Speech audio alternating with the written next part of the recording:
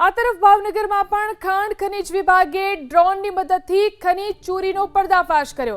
તળાજાના દાત્રાડ ગામે શેત્રુંજી નદીના પટમાં ડ્રોનથી તપાસ હાથ ધરાતા નદીના પટમાં ખનીજનું ખોદકામ ચાલતું હોવાનું સામે આવ્યું, જે બાદ તુરંત દરોડા પાડી એક જેસીબી મશીન, એક લોડર અને ટ્રેક્ટર સહિત 20 લાખથી વધુનો મુદ્દામાલ જપ્ત કરાયો।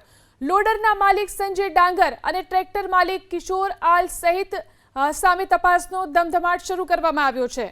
આ તરફ ભાવનગરમાં પણ ખાણ ખનીજ વિભાગે ડ્રોનની મદદથી ખનીજ ચોરીનો પર્દાફાશ કર્યો।